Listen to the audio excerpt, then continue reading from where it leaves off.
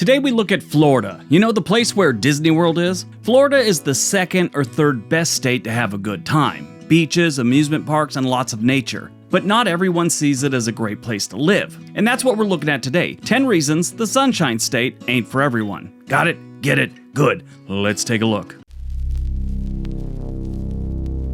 Number 10, extreme weather. Imagine living in a sauna that's also a toaster. Florida's heat and humidity tag teams you like a WWE duo, making you sweat in places you didn't know you could actually sweat in. It is the South, it is our most southern state, and it gets hot and it gets humid pretty much from May through September, I would say, mid-September. Right around October, it's a little more bearable. You also got to worry about the sun exposure and the heat. I mean, the heat and sun exposure is part of the whole program. You'll get so much sun that your shadow will need some sunblock. Heat stroke, dehydration, and sunburns are frequent reminders to respect Florida's sun. Hats and sunscreen aren't just optional. They're sort of like survival gear in this state. Number 9, bugs, pests, and alligators. Let's talk about the little things first. Florida's bugs come in size ranging from small annoyance to small aircraft. Mosquitoes are the state's bird. The palmetto bug are cockroaches on steroids. Bug spray is your new best friend, along with that sunblock we talked about earlier. The bugs anywhere in the South, and especially I'd say Mississippi and Florida, they get pretty rough. Then you got to worry about alligators. One thing to remember about alligators is they were here first, and they don't enjoy visitors. So all the water that you see in Florida, in most cases, it's not really swimmable. You'll have your own pool and you'll sunbathe in your back deck, that type of thing, but you still got to watch out because sometimes they do make it into your pool. You don't just get to find a pond in Florida and jump in and swim around with your kids. That could be bad. Do it in Oregon, absolutely safe as far as creatures coming out to kill you. Number 8, the high cost of living. Now, Florida's high cost of living isn't as bad as a lot of the other states, but for a southern state, it's very expensive. Southern states are very cheap. Florida is not compared to them. Between beachfront condos and theme park tickets, your wallet will feel the burn. Prepare to pay premiums for paradise, and that's before you even get to the pricey insurance. Yeah. It's rough. Real estate in Florida is getting more and more expensive all the time. As of July 26, 2024, the average price of a home in Florida is $418,000, which is about 115% higher than the typical U.S. price. This is a 3.2% jump from the previous year. The average square foot is about $207. Now, Florida's still doing better than places like California and Hawaii and even Oregon and Washington. But again, for a southern state, it's pretty expensive. So if you have visions in your head of moving to the South and Florida being in the South, you save some money and all that, you won't be saving as much as you would if you did land in Louisiana, Alabama, Mississippi, or even Georgia. That's why a lot of people wanting to move to, warmer climates in the South and stuff, they'll end up choosing someplace like Meridian, Mississippi. Number 7, lack of seasons. If you're dreaming of a white Christmas, keep dreaming. It's never going to happen in Florida unless it's at an amusement park and they are spitting out snow in some kind of machine. Florida has 2 seasons, hot and hotter. Your winter wardrobe will consist of flip-flops and shorts, and you won't need much else. To a lot of people, that's not a big deal. Who cares? They don't like the snow. People from Minnesota, things like that have shoveled snow their whole entire life are probably thinking, great, I'm fine with that. Well, even those people that come from the cold climate, they live someplace like Florida for a couple years and they start to miss the seasons, even though they hated winter for a very long time. I moved up from Southern California, and one of the reasons was I was tired of it being just 70 to 90 degrees and like almost every day of the year. Sure, you get a couple rainstorms every year, but those are usually pretty warm too. Now I live in Oregon, I have seasons, and I enjoy them. Number 6, the senior population. If you don't know, Florida is where America goes to retire, and you'll find more senior citizens than palm trees. Prepare for slow drivers, early bird specials, and a lot of stories that start with, back in my day. Cities, states, towns, whatever, are like ecosystems. Everything's got to be balanced, sort of like the rainforest. Well, Florida and Arizona, they've got a problem. It's just far too many seniors, and that upsets the ecosystem. I mean, we all retire. We all get old. It happens. But when you have have a heavy concentration of people that drive really slow or drive really poorly, it starts to affect things. And I'm not ragging on retired people. I'm very close to that myself right now. It's not like I'm some 20-year-old guy talking bad about the old folks. I am the old folks. I have gray hair upstairs and down. Makes the little fella look very distinguished, though. In 2024, 23% of Florida's population was 65 years and older. The national average at the same time, 16%. Number 5, sinkholes. Believe it or not, sinkholes are a problem in Florida, and sometimes they can be deadly. Back in 2013, a sinkhole in west central Florida opened up under the bedroom of a man named Jeff Bush, sending him plunging dozens of feet into the earth. They never recovered him. His brother heard him yell from the other room. He ran in there. His brother was gone. The bed was gone. The dresser was gone. The TV was gone. There was just a hole. That happens in Florida. Now, that's an extreme case, but a lot of times people buy property and then a sinkhole appears in their backyard or something like that, and it can be a problem. Happens on the roads too. All of a sudden you drive down the road one day and there's a hole that wasn't there the week before. Reading about the sinkholes in Florida, it sort of freaks me out. There's a lot of information online about it, and it's pretty scary.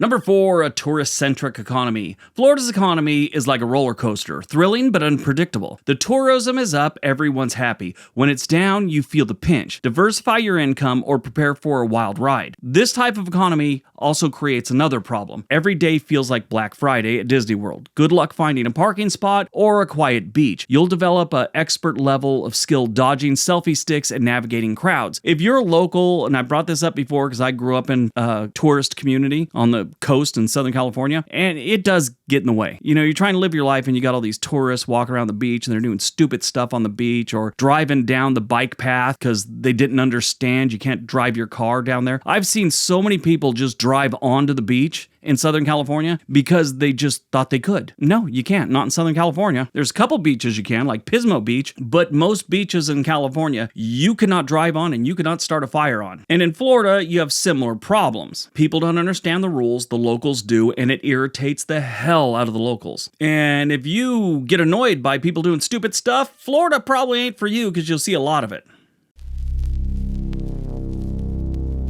Number 3, politics. Okay, so Florida is a very red state, and it will be for a very long time, but things are changing. They've made some rules, and there's some political turmoil going on in the state that is chasing a lot of the longtime residents out, especially things like teachers and insurance companies. Yes, insurance companies are leaving the state, in part by some rules that were made, but the main thing is they've had too many disasters, so they're leaving. But they've also made some rules that have chased teachers out of the state. And this isn't new. They've been kind of heading this direction where they're going to start losing population probably in another decade or two. For the first time in Florida's history, their annual growth was under 20%. It was 17% in 2010. In 2020, it went to 14%. Right now, it's predicted to go down to 9% for the 2030 census. Now, as time goes on, if this trend keeps going, they're going to start losing people here in a couple decades. We're talking about a state that, for the most part, has grown above 35% every single year. There's been a handful where it's been in the 20s, but most years it's been between 35 and 65% growth every single year. Now they're starting to dip a little bit. They're not losing it yet, but they eventually will. And a lot of people are saying it's because of the politics of the state. The other group of people that seem to be itching to leave Florida, medical professionals. That right there, besides losing teachers, that's pretty bad. When you start losing a lot of medical professionals, you really are running into some problems.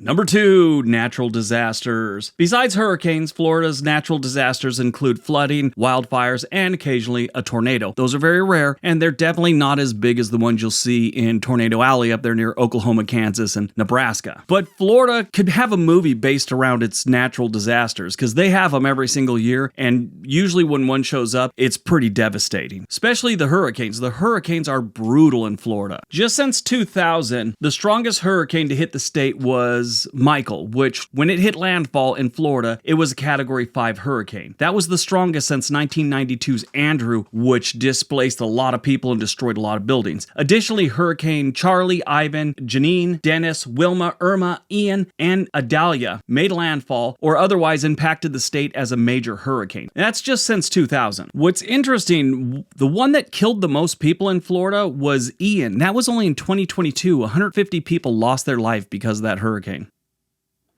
All right, before we get to number 1, we have another channel called The Sweet Life for Briggs. There's a link for that down below. It's videos about where we stay and what we do when we travel. All right, on to number 1.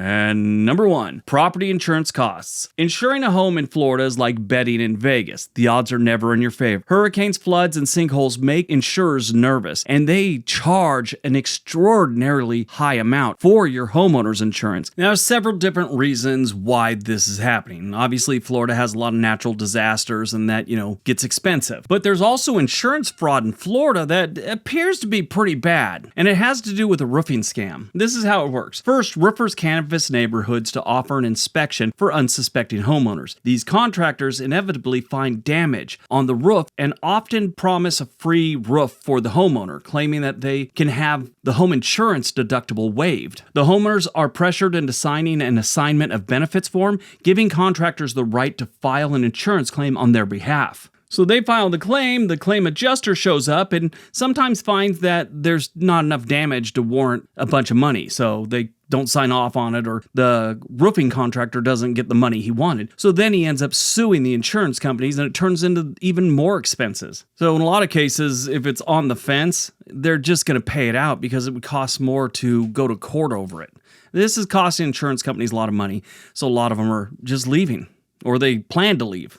So far, the biggest ones have been AAA, which announced that they're limiting its risk to the state by non-renewing policies with auto, home, and umbrella bundles. The other one, just in July of this year, I believe, Farmers Insurance announced that it's no longer offering new business or renewing any of its auto, home, or umbrella policies in Florida. Now, others that left in 2022 were Bankers Insurance Company, AIG, and Lexington Insurance, which is a subsidiary of AIG. Now, Florida's trying to pass laws that will curb a lot of the fraudulent claims and hopefully make the insurance companies happy, and a lot of them will stay and continue to not charge people through the nose for insurance.